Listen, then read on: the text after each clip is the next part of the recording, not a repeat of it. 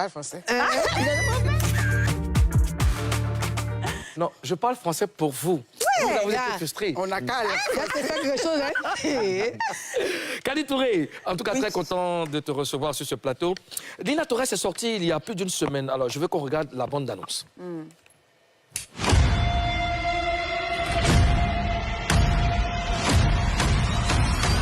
Plateau télé, tout le monde en place. Bonjour à tous et bienvenue dans Avec Nina. J'espère que vous avez passé un excellent week-end. Je suis Nina Torres. Ok, lancement de l'émission Nina Torres dans 3, 2, 1. Pourquoi est-ce que tu mens? Pourquoi est-ce que tu mens comme tu respires? Là, c'est à toi. Et en ligne.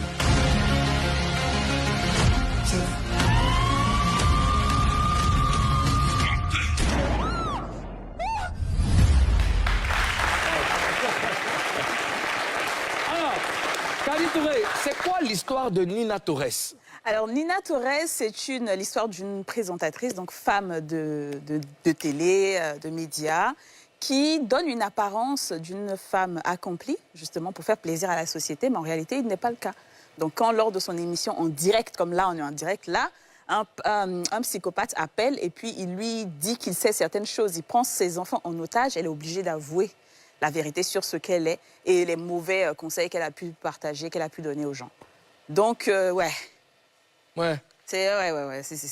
Et d'où est venue cette idée? Bah parce qu'on est à l'ère du numérique. D'accord. Et nous, les producteurs, on se base sur ce qui se passe. On est à l'ère du numérique, il y a la surconsommation des écrans, il y a la pression sociale sur beaucoup de gens. Tu vois, tu dois paraître. Aujourd'hui, les gens paraissent plus qu'ils ne sont en réalité.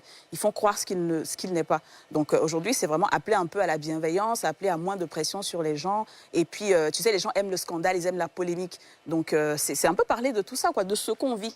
D'accord. Alors, j'imagine que tu es satisfaite de comment les gens ont accueilli. Oui. Qu'est-ce qui t'a le plus marqué? Alors, qu'est-ce qui m'a le plus marqué dans comment les gens ont accueilli ce film-là? Ouais. Bah, parce que déjà, ça prouve qu'il y a un public qui est déjà là, tu vois. Et puis, ce projet n'était pas à la base pour le cinéma. À la base, c'était pour les plateformes, c'était pour YouTube. Aussi bizarre que ça puisse paraître, hein, parce que, oui, un jour, en fait, je tapais comme ça sur YouTube, film ivoirien, et je me suis rendu compte qu'il n'y en a pas. Il n'y a pas de films récents comme les Sénégalais, les Nigérians, ils ont leurs films et tout. Je dis non, c'est pas possible, on doit le faire. Donc je vais créer un format de film comme à Hollywood. Ça s'appelle du huis clos. Donc le huis clos, c'est là où il y a un ou deux décors, un peu comme Fun Game. Je ne sais pas si vous avez vu Fun Game, ou bien Buried, ou bien The Duel de Steven Spielberg. Et c'est un genre qui n'a jamais été fait ici en Côte d'Ivoire. Et donc je dis bon, allez, on va y aller parce qu'il n'y a pas d'argent.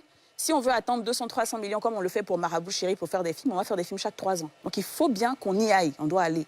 Et donc j'ai créé ça. Donc je me suis dit c'est pour les plateformes.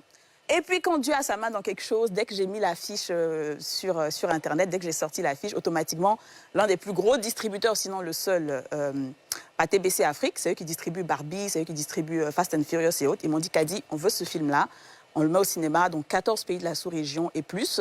Wow. Et puis voilà. Et après, c'est bien fait. Bravo. Est-ce